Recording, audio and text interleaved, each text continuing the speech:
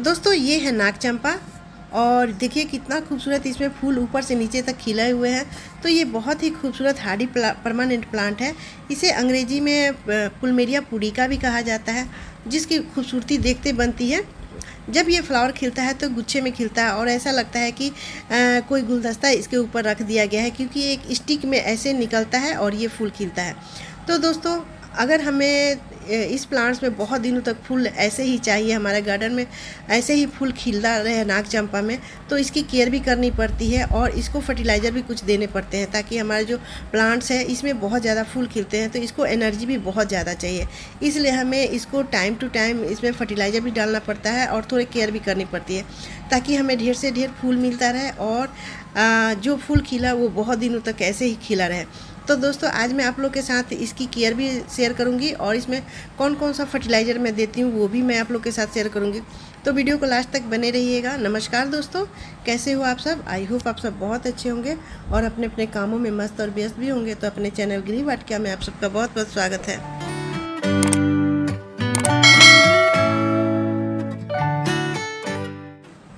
दोस्तों नाग चंपा बहुत ही खूबसूरत हार्डी परमानेंट प्लांट है। इसके जो फूल होते हैं वो बड़े बड़े साइज़ के होते हैं, जो कि जनरल जो चंपा होता है जिसमें खुशबू होती है उसके फूल थोड़े छोटे छोटे होते हैं, उसमें बहुत सारी वैरायटी होती है। लेकिन ये जो नाग चंपा होता है दोस्तों, इसमें साइज़ इसका फूल का बड़ा बड़ा होता है और इसके जो फूल हैं बहुत दिनों तक खिले रहते हैं। जब एक बार ये खिलना शुरू हो जाता है तो आपको मार्च से ये शुरू करता है, फरवरी मार्च अप्रैल से, उसके बाद से आपको नवंबर दिसंबर यानी धूप जब तक निकलती रहती है विंटर में, तब तक ये आपको फ्लावरिंग देता रहता है। इतना खूबसूरत और हार्डी प्लांट है। लेकिन दोस्तों अगर हमको इसमें ज़्यादा से ज़्यादा फूल लेना है और हमेशा ऐसे ही फूल चाहते हैं कि खिला रहे, तो इसको केयर भी करना पड़ता है। तो केयर के मामले में दोस्तों सबसे पहला जो बात है वो है, ये प्लांट सन लविंग प्लांट है, तो इसको धूप बहुत पसंद है। अब वैसे तो मिनिमम में इसका जो धूप है उसको 4 घंटे भी मिले तो ये फ्लावर अच्छे से करता है। लेकिन अगर हम इसे पूरे सनलाइट देंगे यानी पूरे दिन की धूप देते हैं तो ये प्लांट और भी निखर के आता है। इसके जो फूल हैं वो बहुत दिनों तक प्लांट में टिके रहते हैं। तो इसलिए इस प्लांट्स को ऐसी जगह रखें जहाँ सुबह से शाम तक फुल सनलाइट इसको मिल सके। बात करें दोस्तों कि इसको लगाए कैसे, तो अगर आप एक बार नर्सरी से इस प्लांट्स को लाते हैं तो फिर दोबारा आपको लाने की ज़रूरत नहीं पड़ती है, क्योंकि ये बहुत ही आसानी से कटिंग से ढेरों सारे प्लांट्स बन जाते हैं। और इस प्लांट्स की खासियत है दोस्तों कि जितना इस प्लांट्स को हम कटिंग करेंगे, प्रून करेंगे, उतना ही ये ब्रांच देता है और उसमें से ज़्यादा ब्रांच निकलते हैं तो देखिए फूल भी ज़्यादा खिलता है। तो देखिए ये मेरा प्लांट है जो कि कटिंग से ही मैंने लगाया है और कटिंग से कर के देखिए कितना घना हो गया है।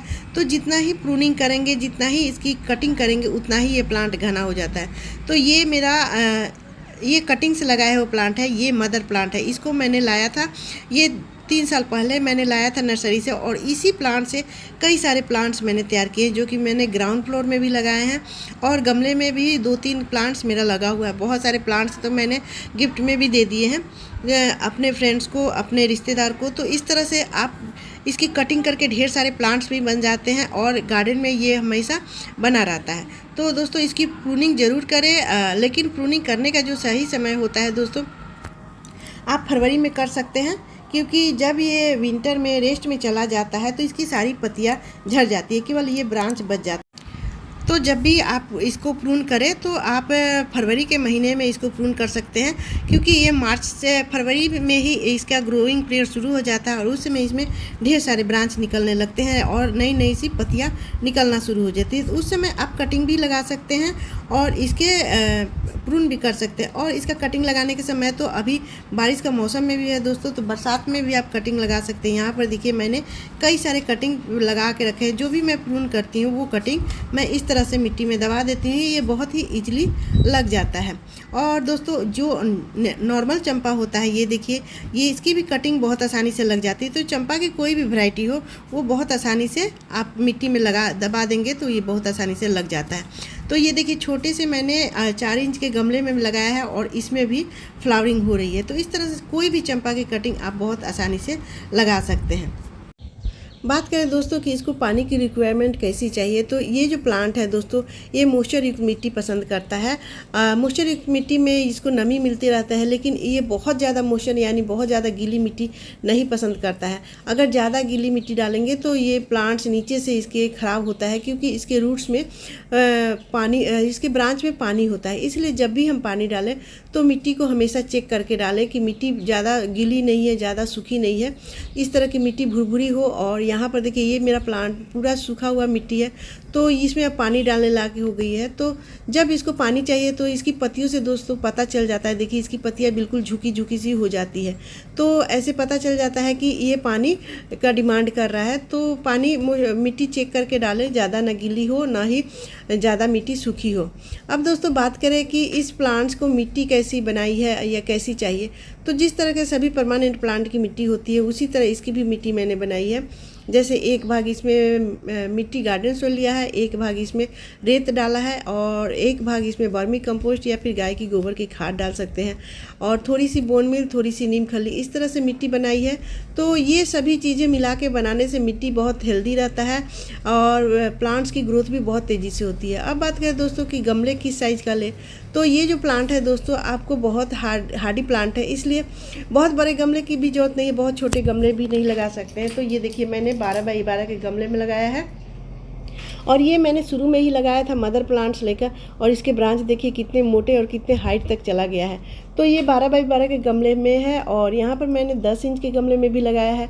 तो इसी की कटिंग से मैंने यहाँ 10 इंच के गमले में भी लगा दिया, और 10 इंच के गमले में भी इसकी ग्रोथ जो है वो बहुत अच्छे से चल रही है। तो आप 10 इंच के गमले से लेके 12 इंच के गमले तक लगा सकते हैं। यहाँ पर देखिए ये जनरली जो चंपा होता है खुशबू वाले, उसकी कटिंग मैंने लगाई है, और इसका मदर प्लांट यहाँ था। तो इस चंपा को मैंने देखिए 15 बाई 15 के गमले में लगाया है। तो आप 15 बाई 15 के गमले में भी लगा सकते हैं। जितने बड़े गमले होंगे उतने इसकी हाइट ज़्यादा जाएगी, और इसके ब्रांच भी ज़्यादा खिलेंगे। कटिंग से ज़्यादा खिलेंगे तो ज़्यादा ब्रांच होंगे और ज़्यादा फूल भी खिलेंगे। तो 12 बाई 10 के ऊपर से ही इसके गमले की शुरुआत करें। अब दोस्तों ये जो प्लांट है इसकी पत्तियां देखिए कितनी खूबसूरत है। इसकी पत्तियां जो होती है बिल्कुल नाक के फन के जैसी होती है, इसलिए शायद इसे नाक चंपा कहते हैं। अब दोस्तों बात करें कि इसको कौन सा फर्टिलाइज़र दे, कौन सा खाद दे ताकि ये प्लांट हमेशा फूल खिलता रहे। तो ये ज़्यादा से ज़्यादा फूल खिलाता है, इसलिए इसको एनर्जी भी ज़्यादा चाहिए। तो हर 15 दिन 20 दिन पे आप इसको कोई भी फर्टिलाइज़र दे सकते हैं, जैसे लिक्विड फर्टिलाइज़र या फिर सॉलिड फर्टिलाइज़र। तो लिक्विड फर्टिलाइज़र में बनाना पील्स हो गया, ऑनियन पील्स दे सकते हैं। और सॉलिड फर्टिलाइज़र में दोस्तों मैं जो अभी दे रही हूँ, वैसे तो गोबर की खाद भी बहुत अच्छा है, लेकिन अभी मैं जो आप लोग के साथ शेयर कर रही हूँ वो है ये देखिए, ये है वर्मी कंपोस्ट। इसके बदले आप गोबर की खाद भी ले सकते हैं, इसमें बहुत सारे न्यूट्रिशन होते हैं और गोबर की खाद सेम होता ही है। और यहाँ पर मैंने बॉन मिल लिया है। देखिए बॉन मिल में फॉस्फोरस की मात्रा बहुत ज़्यादा होती है, जिससे कि प्लांट्स की जो रूट्स होती है वो हेल्दी होते हैं, ब्रांच भी हेल्दी होता है। तो फास्फोरस की मात्रा ज़्यादा रहती है बॉन मिल में। और यहाँ पर मैंने चाय पत्ती ली है। चाय पत्ती नाइट्रोजन से भरपूर होता है, तो चाय पत्ती भी बहुत अच्छा होता है प्लांट्स, फ्लावरिंग प्लांट्स के लिए। और ये थोड़ी सी 2 मुट्ठी मैंने नीम खली ली है। तो नीम खली जो होता है मिट्टी को हेल्दी रखता है और ये एक तरह का फर्टिलाइज़र भी है। तो ये 4 फर्टिलाइज़र मैं मिला के आप लोग के साथ दिखा रही हूँ कि यहाँ पर मैं अक्सर डालती हूँ। और अगर आपके पास ये नहीं है तो आप इसके बदले गोबर की खाद या फिर वर्मी कंपोस्ट भी दे सकते हैं। तो इस तरह से दोस्तों ये फर्टिलाइज़र मैं मिला देती हूँ। देखिए ये चारों फर्टिलाइज़र एक साथ मिलाने के बाद ये बहुत अच्छा फर्टिलाइज़र बन के तैयार हो गया है नाग चंपा में। और ये स्ट्रॉन्ग है क्योंकि इसको ये जो प्लांट है ये ज़्यादा फ्लावरिंग बूस्ट करता है, तो इसलिए इसको एनर्जी बहुत ज़्यादा चाहिए। तो इस तरह का फर्टिलाइज़र बना के देंगे तो ये प्लांट्स की ग्रोथ भी बहुत बढ़ेगी और फूल भी हमेशा खिलेगा, ज़्यादा से ज़्यादा मात्रा में ज़्यादा दिनों तक टिका रहेगा। तो इस प्लांट्स की गुड़ाई भी करना बहुत ज़रूरी है दोस्तों। तो कभी कभी सप्ताह 2 सप्ताह में एक बार इसे गुड़ाई कर ले।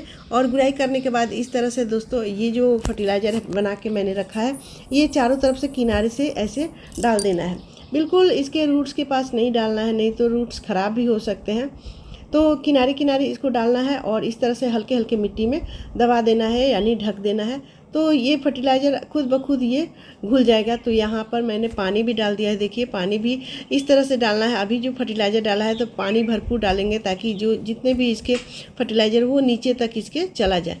वैसे तो मैं इसमें लिक्विड फर्टिलाइज़र हमेशा डालती हूँ 15-20 दिन पे, इसलिए ये फूल हमेशा खिलाता ही रहता है।